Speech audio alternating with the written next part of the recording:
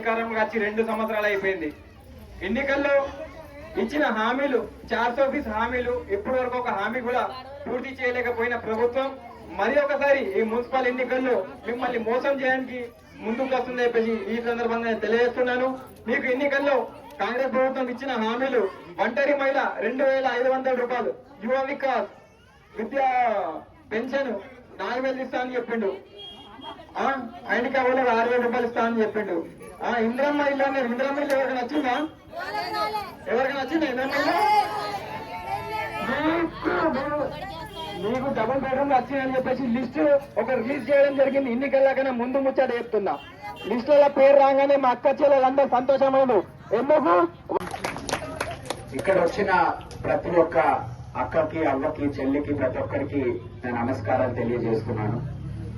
నా పేరు విజయ మల్లంకి అమ్మ. నేను హైదరాబాద్ లో ఉంటాను. నేను ఒక సివిల్ ఇంజనీర్. సివిల్ ఇంజనీరింగ్ అంటే తెలుసా? రోడ్లు, మన చూసే బిల్డింగ్లు, ఇవన్నీ ఎవరెవరైతే ఎలా వేయాలి అని చదువుకొని దాని గురించి చదివి ఒక సివిల్ ఇంజనీర్ గా పనిచేస్తున్నాను. ఈరోజు సివిల్ ఇంజనీరింగ్ గా చదువుకున్న వ్యక్తి హైదరాబాద్ నుంచి ఆర్మూర్లో వార్డ్ నెంబర్ 10 టీచర్స్ కాలనీకి వచ్చి జ్యోతి లక్ష్మీనారాయణ గారికి ఓటు వేయండి అని ఎందుకు అడుగుతున్నాడని మీరు అందరూ అనుకోవచ్చు. ఇక్కడ ఆల్రెడీ ఉన్నారు మా నాయకులు చాలా మంది. ఒక నాయకుడేమో చేతికి ఏమంటాడు, ఒక నాయకుడేమో పువ్వుకి ఏమంటాడు, ఇంకొక నాయకుడు కారుకి ఏమంటాడు. ఇట్లా చాలా మంది నాయకుల్ని చూసాం మనము. ఈసారి కొత్తగా ఎవరయ్యా వీళ్ళందరూ చీపురు పట్టుకొని వచ్చారు. చీపురు ఏంటి అని అనుకోవచ్చు మీరందరూ. చీపురు కేవలం మనం ఇంట్లో వాడితే చెత్తని దులిపే చీపురు కాదు. ఇప్పుడు రాజకీయంగా దేశవ్యాప్తంగా ఒక్క చీపురుతో అవినీతిని కూడా తరిమి కొట్టే విధంగా ఒక పార్టీ, ఆమ్ ఆద్మీ పార్టీ అనేది ఆవిర్భవించింది ఢిల్లీ అంటే న్యూఢిల్లీలో, మన దేశ రాజధానిలో. అటువంటిది మన దేశ రాజధానిలో కేవలం సామాన్యులు కొంతమంది వచ్చి ఎందుకు ఈ రాజకీయాలను ఎందుకు మార్చకూడదు? ఈ రాజకీయాలు అందరూ ఉంటే పెద్దోళ్ళ చేసేది, ఉత్త పైసలు అలా చేసేది. వాళ్ళు చేసి ఇన్ని రోజులు ఏముద్ధరించారు? ఇన్ని రోజులు రాజకీయం చేసి మీతో ఓట్లు వేయించుకొని మీ పిల్లల కోసం బడులు కట్టారా? మీకేమన్నా ఆపద వస్తే మంచి హాస్పిటల్ కట్టారా? ఇవేం చేయలేదు కదా. దీన్ని మనం మార్చుదామని చెప్పి మనలాంటి మీలాంటి సామాన్యులు కలిపి పెట్టిన పార్టీ ఆమ్ ఆద్మీ పార్టీ. అయితే ఈ ఆమ్ ఆద్మీ పార్టీ ఎలక్షన్లు వచ్చాయి, మున్సిపల్ ఎలక్షన్లు వచ్చాయి. ఎలక్షన్ రోజు ముందు రోజు మీకు ఎవరికి డబ్బులు ఇవ్వము, ఎందుకంటే మా దగ్గర లేవు. మేము మీలాంటి సామాన్యులమే.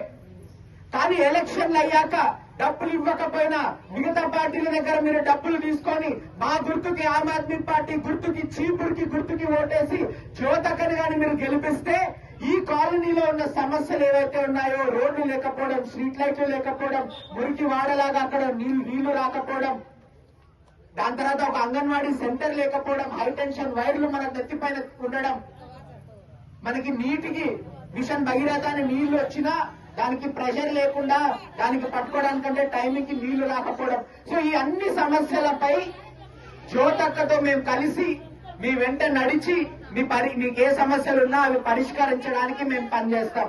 అన్నిటికంటే ముఖ్యంగా ఒక్క మాట మీకు చెప్పబోతున్నాను. ఈరోజు మీరు ఎవరినైనా ఎన్నుకోండి, చెయ్యిని ఎన్నుకోండి, పువ్వుని ఎన్నుకోండి, ఇంకెవరినైనా ఎన్నుకోండి. ఎన్నుకున్న నెక్స్ట్ డే ఎంత డబ్బులు మనం దోచుకోవచ్చా అని వాళ్ళు చూస్తారు. ప్రతి ఒక్కరు కడుతున్నారు ఇక్కడ పన్ను. అమ్మ నువ్వు కడుతున్నావు, అక్క నువ్వు కడుతున్నావు పన్ను. తెలుసా? మనం కొనే చిన్న అగ్గిపెట్ట పైన పన్ను కడుతున్నాం, కొనే చిన్న వాటర్ ప్యాకెట్ పైన, ఒక చిప్స్ ప్యాకెట్ పైన, ఏ విషయం పైన చూసుకున్నా తాత నువ్వు కూడా పన్ను కడుతున్నావు. ప్రభుత్వానికి మనందరం చేసే ప్రతి ఒక్క పనిపై పన్ను కడుతూనే ఉన్నాం. మనం ఆటోలో వెళ్ళాలంటే ఆటో పైన, డీజిల్ పెట్రోల్ పైన 30% పన్ను ఉంది. మీరు అన్నం కొనుక్కున్నా, ఏం కొనుక్కున్నా, దాన్ని వండుకోవాలనుకుంటే నెయ్యి, నూనె కావాలంటే దాంట్లో పన్ను ఉంది. ఏది చేసుకోవాలనుకున్నా పన్ను కడుతున్నాం. కానీ ఆ పన్ను డబ్బు ఎవరిది? మీ అందరిది, మీ కష్టార్జితం అది. మరి మీ కష్టార్జితాన్ని ఇంకొకరు దోచుకుంటూ పోతుంటే ఎన్ని రోజులు ఊరుకుంటారు? ఎన్ని రోజులు ఓపిక పడతారు? సరే వేశారు, బీజేపీకి ఎమ్మెల్యేగా చేశారు. నరేంద్ర మోడీ గారు గొప్పవారని చెప్పేసి ఆయనని ప్రధానమంత్రిని చేశారు. ఇక్కడ రేవంత్ రెడ్డి గారిని ముఖ్యమంత్రిని చేసేశారు కదా, అయిపోయింది కదా ఎలక్షన్. ఇది మున్సిపల్ ఎలక్షన్. మున్సిపల్ ఎలక్షన్ అంటే మీ లోకల్ సమస్యలపై, మీ స్థానిక విషయాలపై మీ గొంతుకై నిలబడే వాళ్ళ ఎలక్షన్. కాబట్టి ఈవిడ కంటే, మన జ్యోతక్క కంటే మంచి క్యాండిడేట్ ఉన్నారా? ఆలోచించండి. అక్క ఈ సమస్య ఉంది మా దగ్గరకు వచ్చి నిలబడు అంటే నిలబడుతుంది. ఇంకెవరన్నా అట్లా రాగలుగుతారా? గవర్నమెంట్ ఆఫీస్ లో చిన్న పెన్షన్ కోసమో లేకపోతే క్యాస్ట్ సర్టిఫికేట్ కోసమో వెళ్తే లంచం అడుగుతున్నారు. లంచం ఇవ్వకుండా నా పని చేయించగలుగుతావా అంటే అవేస్ మీ ముందుండి ఆ పని చేయిస్తాడు. ఇక్కడ స్థానికుడు అవేస్, సమాచార హక్కు చట్టం వాడటం వచ్చు అవేస్ కి, అధికారులని ప్రశ్నించడం వచ్చు అవేస్ కి. మీ వెంట ఉండి అవేస్ ఇంకా జ్యోతి అక్క ఇద్దరు నిలబడతారు. మీ పిల్లలకి చదువు వచ్చే విధంగా వాళ్ళు పోరాడతారు. ఈ రోజు నేను ఇలా ఇక్కడ నిలబడి మాట్లాడుతున్నానంటే నాకు ఆ దేవుడు మా తల్లిదండ్రులు చదువు ఇవ్వడం వల్లనే. మీ పిల్లలకి మీరు చేయగలిగే ఏకైక మేలు జీవితంలో వాళ్ళకి చదువు నేర్పడం. आपके औलाद को आप एक ही अच्छी ये कर सकते हैं आप उनके जीवन में कि उनको अच्छी शिक्षा देना। अगर वो लोग पढ़े लिखे होंगे तो उनके जिंदगी के बहुत सारे उनके अपॉर्चुनिटीज मिलेंगे, उनको उद्योग मिलेगा। जब उनको उद्योग मिलेगा तब घर को पैसे आएंगे, तब घर अच्छा बनेगा। अगर हमें कुछ आपत्ति हुआ तो हॉस्पिटल के खर्चे भी निकलेंगे उससे। जब तक हमारे बच्चे पढ़े लिखे नहीं होंगे तब तक हम कुछ, ये जो पॉलिटिशियंस हैं, ये जो राजनीति करने वाले लोग हैं, उनके सामने हाथ ऐसा भीख मांगना पड़ेगा। तो मैं ये वादा करता हूं, నేను ఒకటే ప్రామిస్ చేస్తున్నా మీ అందరికీ, మన బస్తీలో మన వార్డులో వార్డ్ నెంబర్ 10 లో అంగన్వాడీ స్కూల్ తో పాటు మనకు ఒక ప్రభుత్వ పాఠశాల వచ్చే విధంగా మనం పనిచేద్దాం, మనం కృషి చేద్దాం, పోరాడదాం, కావాలంటే ధర్నా చేద్దాం. ఏ మురికివాడు అక్కడ అంత అంత అంత అంత వాసన వస్తుంటుంది, అక్కడ మీరు శుభ్రంగా ఉంచలేరా? ఎందుకు ఓన్లీ అక్కడ కాలనీలోనే శుభ్రంగా ఉంది, అక్కడ ఎందుకు శుభ్రపరచట్లేదు? అక్కడ ఎందుకు చెత్త తీసుకోవట్లేదు? ఏ అక్కడ మనుషులు కాదా ఉంటుంది? వాళ్ళ ఆరోగ్యం కాదా? వాళ్ళ పిల్లలు కాదా? మరి అక్కడ కూడా చెత్త ఎత్తాలి కదా. చెత్త ఎత్తే పని ఎవరిది? మున్సిపల్ కార్పొరేషన్ది. మరి అదే ఎత్తు చూడు, ఎవరు చెత్త ఎత్తారంటుంది. అక్కడ రోడ్ ఎందుకు లేదు? ఏ అక్కడ మనుషులకి రోడ్ అక్కర్లేదా?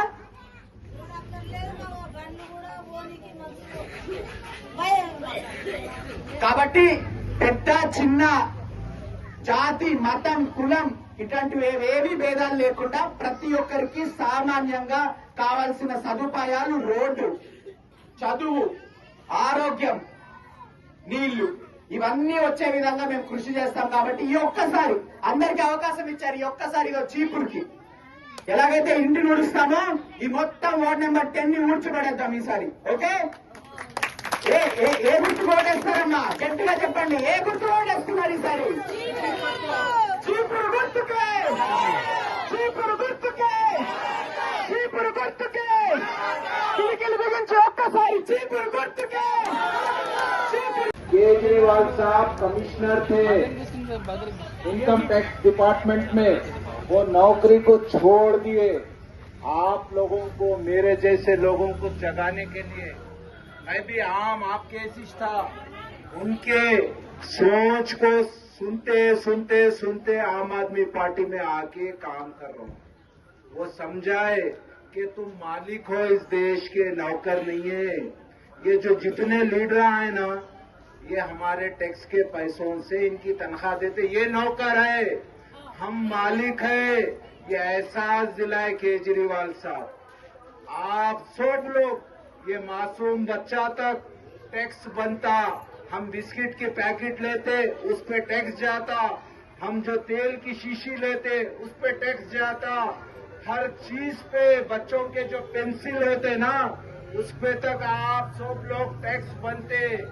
ये सब केजरीवाल साहब बताए ताकि हमको एहसास हो, हमारे देश को आजाद कराने के लिए हमारे बड़े बुजुर्ग लोग जान दिए, अंग्रेजों को हकालने के लिए इस मट्टी को खून दिए और अपने बीवियों को बेवा करे, अपने बच्चों को यतीम करे, जब जाके ये देश आजाद हुआ। ऐसी जिंदगी जीने के लिए नहीं दिए। ये देश सोने की चूड़ी थी, या मंदिरों में टनों का सोना रहता था, मस्जिदों पे मीनारों पे सोने के मीनार होते थे, हत्ता के हमारे बादशाहों के खबरों पर हीरे जवाहरात जड़े हुए रहते थे। हमारा ऐसा मुल्क था, अंग्रेजा लूटे, आज भी हमारे मुल्क में पैसे की खेती होती, हमारे मुल्क में नदियां हैं, हमारे मुल्क को समंदर लगता, हमारे मुल्क में रेगिस्तान है, हमारे मुल्क में पहाड़ है। आज भी जिस तरह से खेती से चावल उगता, इस तरह से हर चीज हमारी चीज को हासिल होती। हमारे मुल्क में जो टैक्स का पैसा वसूल होता है वो 20 लाख करोड़ रुपए साल का वसूल होता है। 20 लाख करोड़। इससे ये रोड है ना, मट्टी के नहीं सोने के डाल सकते। ये चोरा हम लोगों के नाम पे ऑटो पे बैठकर ये रोड जो है सो 1 लाख की रोड को 10 लाख 10 करोड़ बताते हिसाब किताब में। हमारे बच्चों का हक मारते, हम लोगों को चावल बांट रहे चावल। हमारे बच्चों का स्कूल क्यों सही नहीं कर रहे? 13,000 करोड़ का चावल साल का बांट रहे ये लोग। अगर ये 13,000 करोड़ पूरे स्कूल, प्राइवेट स्कूल सबके फीसा भी बंद दे सकते इसमें, मगर हमारे बच्चों को अच्छी तालीम नहीं दे रहे, ताकि लाइनों में ठहर के हम वोट डालना, 500,000 रुपए में बिकना, और हमको जो है सो मजबूर कर रहे, स्कूल में जा रहे आजीजी गुलाम कैसा रहना, दवाखाने में जा रहे डॉक्टर साहब अच्छा कर दो। नहीं, केजरीवाल साहब बोले तुम्हारे को एजुकेशन फ्री, तुम्हारे को जो है सो हॉस्पिटल फ्री। कोई एक हमारा सग्गा जो बेटा होता ना, सग्गा बेटा उतना भी नहीं सोच सकता जितना केजरीवाल साहब हिंदुस्तान की आवाम के लिए सोचे। दिल्ली में, पंजाब में राशन कैसा मिलता मालूम है आप लोगों को? राशन घर पे लाके देते ऑफिसर, लाइन में नहीं ठहरना बोलते। ये आपको माँ बहन समझ रहे हो लोग? ऐसा फीलिंग है।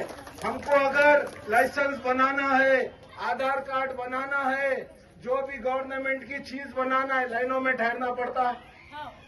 केजरीवाल साहब बोले मेरे बहना, मेरे भाया, लाइनों में नहीं ठहरना। जब कभी तुम्हारे को आधार कार्ड की जरूरत है, जब कभी राशन की जरूरत है, तुम ये एक नंबर लॉन्च करे, वो नंबर पे फोन करे तो ऑफिसर आपको फोन करता पहले, क्या माँ, क्या भाई, आप क्या टाइम पे फ्री रहते? आप बोलेंगे मैं ऑटो वाला हूँ, रात के 10:30 बजे फ्री हूँ। 10:30 बजे ऑफिसर आपके घर पे आने का टाइम मांगता, कैमरा लेके आता, जेरोक्स मशीन लेके आता। ये दर्द किसको हो सकता सोचो? एक बेटे को हो सकता। एक महान लीडर 80 साल के बाद मिला हमको। अगर हम आज नहीं जगेंगे, ये मासूम बच्चों की जिंदगी हमसे भी बुरी हो जाएंगी। हम ऐसा जीने वाले नहीं थे। हमारी जिंदगी, हमारे हाथा पैरा देखो, हमारे चेहरे देखो, इनके पीछे तुम्हारा पैदा करने वाला नहीं है। ये जालिम हमारी जिंदगी ऐसी कर दी है। ऊपर वाला हमको खुश रहने के लिए पैदा करा, हमको गमज़दा जिंदगी जीने के लिए नहीं। मगर यहाँ पर 2 किस्म के लोग रहते, इंसानों में 2 किस्म के लोग रहते, एक अच्छे और बुरे। तो हमको अच्छे लोगों को क्या करना है? मैदान में उतरकर केजरीवाल साहब को साथ देना है। आपकी बहन ज्योति यहाँ पर से ठहरी हुई है, उनका साथ दो। इन्हों काम नहीं कराए, केजरीवाल साहब इनसे काम कराते, बहुत दर्द रखते हैं उन्होंने। आप केजरीवाल साहब के बारे में पढ़िए, मालूमात करिए, बहुत आलीशान लीडर है। इतना दर्द आप सोचो, कभी लोगों के दिमाग में आया आप लाइन में नहीं ठहरना? बल्कि ये शख्स के दिमाग में आया, ये कैसे कैसे सुविधा करे, लाइट का बिल नहीं देना, मेरे बहना, मेरे माया, ट्रैवल फ्री करना है इनको। ये कौन सोच सकता? बोलो, आपका बेटा, आपका भाई सोच सकता ना? ऑटो का किराया आपके साथ जा रहा तो कौन देता? आपका भाई, ने तो शौहर, बेटा देता ना। इस तरह से एक भाई की तरह, बेटे की तरह सोचने वाला हमको महान लीडर मिला। एक बार जद्दोजहद कर कर केजरीवाल साहब को सारे हिंदुस्तान में बिठाना है। 140 करोड़ लोगों की जिंदगी में खुशियां लाना है। हमको अगर तालीम केजरीवाल साहब पॉइंट टू पॉइंट काम करे, आपके बच्चों को अच्छा पढ़ा दिए तो ये बच्चे एक 2 लाख 3 लाख सैलरी कमा सकते, अच्छा पढ़ लिए तो। ये हरामजादे ये बच्चों को पढ़ने नहीं दे रहे। सोचो आप, इतना बहुत बड़े साजिश वाले हैं। हम लोग को अब तक मजहब के नाम पर तू ये जात का है, तू ये मजहब का है, ऐसा लड़ाते लड़ाते हमारे ऊपर रूल कर लिए। तो ईमानदार लीडर को पहचानेंगे कैसा? उसके काम को देख के पहचानना है। तो आप लोगों को साथ देना होगा। 11 तारीख के दिन एक साथी, एक हमारी बहन ये तय कर ले जी, झाड़ू 3 नंबर का निशान है। आप लोग एक जिम्मेदारी लीजिए। 5 घर पे खटका मारेंगे, जाओ वोट दिलाओ, वोट दे बोल के याद दिलाओ, वरना जो है तो फिर से ये जालिमा आएंगे, हमारा हक मारेंगे। आपके महल्ले में देख रहे ना, नाला कैसा जा रहा, खुला है वो। अगर मासूम बच्चे चलने पे जाके गिर सकते हैं ना, तो ये सब ईमानदार लीडर रहा तो पूरा पैसा लगाता, वरना जो है सो 10 रुपए लगा के करोड़ों रुपए ये लोग क्या करते, मुल्कों में छुपा छुपा के रखते, छुपा छुपा के। एक के पास लाखों करोड़ों रुपए है। तो ये चोरों को हटाना है, केजरीवाल साहब को लाना है, इनको हमारी ज्योति बहन का साथ देना है। और जो है सो तेलंगाना का नक्शा हमको जो है सो तरक्की वाला नक्शा बनाना है। आप लोगों से गुजारिश है, बहुत बहुत शुक्रिया, आपने सुना। आप जो है सो हमारी बहन बात करेंगी, आप सुनिए। जय हिंद, जय तेलंगाना। నన్ను చూసి వచ్చిండ్రు, ఈ పార్టీని చూసి వచ్చిండ్రు. నేను ఒక్కదాన్ని కాదు పరిపాలించడం. నా తమ్ముడు అజయ్ ఉన్నాడు, వినయ్ ఉన్నాడు, నా కొడుకు ప్రణీత్ ఉన్నాడు, మా సార్ ఉన్నాడు. ఇలా ఎవ్వరికైనా కానీ మీరు ఏదైనా చెప్పచ్చు, వాళ్ళందరూ మీకు సపోర్ట్ చేస్తారు. నేను ఒక్కదాన్ని కాదు. నా దగ్గరకు వచ్చి చెప్పాలా, ఆమె వచ్చి చేస్తుందో చేయదని మీరు అనుకోకండి. మీకు 24 గంటలు సర్వీస్ ఇచ్చి ఉండడానికి మా తమ్ముడు ఉన్నాడు అజయ్, అక్కడికి వచ్చి చెప్పచ్చు. మీరు నన్ను గెలిపించుకుంటే మీ అందరికీ మేమందరం పని చేసి పెట్టాం. నేను ఒక్కదాన్ని నన్ను అనుకోకండి, నాతోటి 4 ఉన్నారు. అర్థమైందా? ఉంటే ఆ పాప అయ్యే పరిస్థితి ఉండేనా, అది కూడా ఆలోచించండి మీరు. అర్థమైందా? మనకు స్కూల్ ఉంటే మన పిల్లల్ని మనం స్కూల్లో వదిలేసి ఎక్కడికన్నా ఆ టైం వరకు పోయి వస్తాం, అవునా? అది లేదు. కానీ ఏం చెప్పిండ్రు, పైసలు ఇచ్చి మేమున్నాం, అమ్మ బాధ అయిందా అని చెప్పేసి అన్నారు. తిరిగి వస్తుందా మనకు? వాళ్ళు బాధపడితే మనకు బాధ తెల్లారుతుందా? అట్లాంటివి జరగకుండా మళ్ళీ మనం చూసుకుందాం. 3వ నంబర్ చీపిరి గుర్తుకు ఓటేయండి.